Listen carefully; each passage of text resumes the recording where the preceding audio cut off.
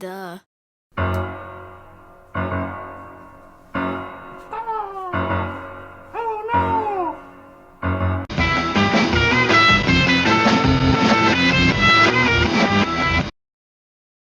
Hello everyone, I am K Swope.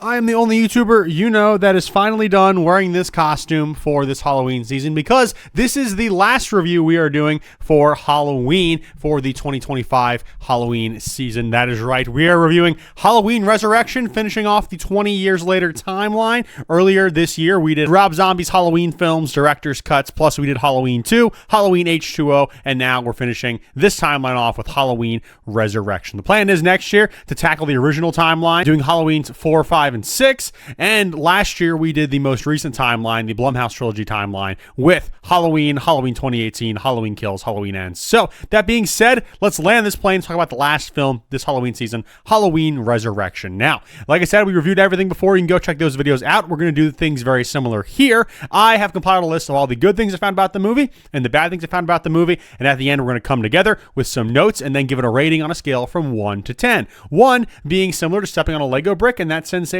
10 being of similar quality to Citizen Kane. So that being said, let's go ahead and dive right in. The good things about the movie, the things that I liked. First things first, Dangertainment is a hilarious name, okay? I just think that's really funny.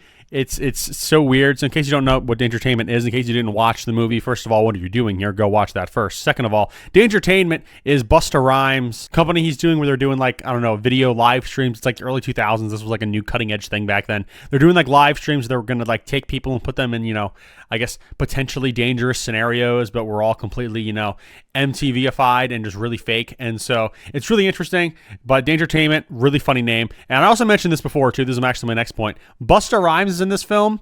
I don't know why Busta Rhymes is in this film. Probably because LL Cool J was in the last film, and so they wanted to get another rapper in, probably because maybe they attribute some of the success of Halloween H2O to having LL Cool J in there. I don't know why they do that, but Busta Rhymes is in here. He's pretty funny, I gotta say. Like, I enjoyed seeing him on screen. It was so weird, but I still enjoyed it, and he just has like the best lines in this whole thing, okay? Really, really funny stuff. He also gets to zap Michael Myers. I'm not making this up.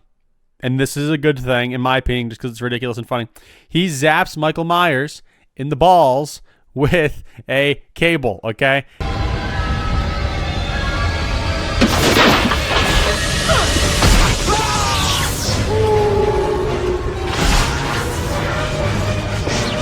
Hey everyone, post-video K Swope here. I just thought I forgot to make a joke. That joke being that after that shock to the balls, I really hope Michael can still get a resurrection. But it's funny, and I really, really like that. I think that is, you know, some really, really great stuff. However, this movie is known as one of the worst in the Halloween franchise. Easily, a lot of people think it is the absolute worst, and I have some opinions, and that is just my segue to let you know. We're going into the bad section already. We've spent, like, I don't know, less than maybe like a minute or two in the good section, but that's for a good reason, because first things first, this movie, generally speaking, just feels like one big nothing burger, okay? And what do I mean by that, you might ask? Well, I don't think I noticed until this point that the Halloween movies are actually very story-rich. I mean, I kind of knew that before. That's probably why I like them so much. But they're very story-rich and very character-driven, okay? And the problem with this movie is they start from complete scratch. Like, there's a little bit, like, first, I don't know, 15 minutes or so, Michael goes and he finishes off Laurie, okay? And then he's just like a free man with, you know, no rhyme or reason for anything he's doing in this film. And so they introduce all these new characters that are super stupid and, like, one-dimensional. And these characters I don't care about. And it's clear that, you know, they're just trying to make this movie slop, I feel like.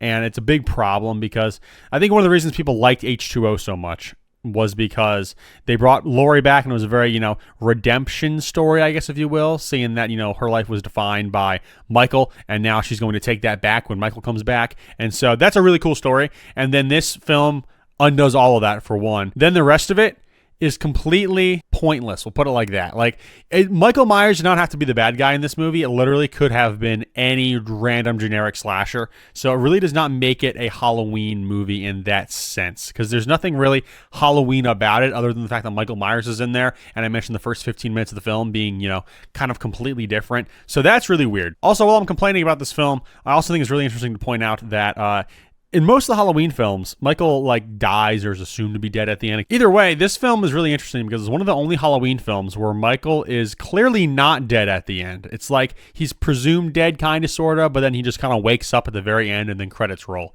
which is very fascinating. So that is what it is, but I also got to point out too with this film, the filmmaking techniques in terms of how it was filmed and stuff, I'm not a fan of. There's so many random slow-mo shots that feel really uncalled for.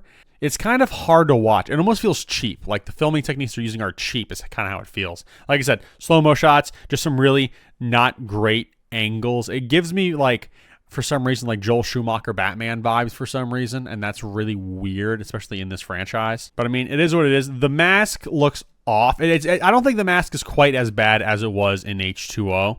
The hair looks awful, I will say, on the mask. The hair looks awful. The actual facial expression, they try to make it look kind of mean, and I'm not necessarily a big fan of that, but I don't necessarily hate it either. I think at some point what I should do is, after I've reviewed all the Halloween movies, is go back and sort of give a rating for all of the Halloween masks and, just kind of order them, something like that, for Michael Myers from all the films, because they change from film to film, and, you can definitely see that because they try to recreate what was, the perfect mask in the first film, and they never seem to really pull that off quite as well. But either way, I digress. It's interesting and worth talking about. I also got to say, too, back to that first 10 minutes or so, that's really the best part of the movie, even though it's not good per se. It's that first 10-15 minutes where he's going back and finishing off Laurie, for some reason, she's stabbed hanging off the side of a building, and in her last gesture or whatever, she kisses Michael, and she says something like "see you in hell" or something like that, I forget what, and then just falls to her death. And I'm thinking to myself, why would you do that? Not to mention, too, she kissed the mask right on where the lips are on the mask. And I'm like, whoever wrote this needs to be fired, because this is bad. This is amateurish. In fact, this isn't even amateurish. This is like someone who just had the ideas of Halloween. Like if I just talked to someone and said, hey, here's the Halloween franchise, here's what happened in just a 5-minute spiel, and I just tell them all there is to do and does not understand the nuance of either of these characters, then it would make sense. But it doesn't make sense because that's not at all what's happening here. And it's awful. It's terrible. And so I really, really don't like that point. It's really, really bad. Now, I'm honestly at the end of everything I've prepared already, and I'm just going to reiterate. The reason I don't have much to say about this movie is because, again, it's just one big nothing burger, okay?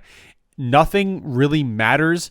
I don't really care about the characters. They're all super one-dimensional, and it just feels like the most cookie-cutter, low-effort film in this franchise by a long shot. It feels like they really weren't even trying, and it feels like it's just a cash grab, to be quite honest. It feels just like a major cash grab. Before we move on to my rating, though, I do have a note, something to think about. Another celebrity role in this film is Tyra Banks, which is interesting because I was a wee child in the 2000s, and so I don't know if I really understand the significance of Tyra Banks. Was she a big deal or something? Was she supposed to come in to bring in, big names for the franchise? So, to get people to, get their butts in seats? Because Tyra Banks, out of all people, what has she done in the last, 10 years other than host America's Got Talent for, 2 seasons and then get replaced by a tremendously better Terry Crews? Love that man. But I don't know. It just seems kind of weird to me. So, I mean, it's not necessarily bad or good. I just don't understand why she's in this film. Because, I mean, her role could have been played by just any actress. Because, like I said, these characters are all so one-dimensional. So at the end of the day, at this nothing burger of a movie, it's bad. It's pretty bad, to be quite honest. I'm just trying to think if there's anything else worth saying about it. Is there any redemptive qualities? And just nothing. I really can't. I mean, there's a few funny moments with Busta Rhymes here.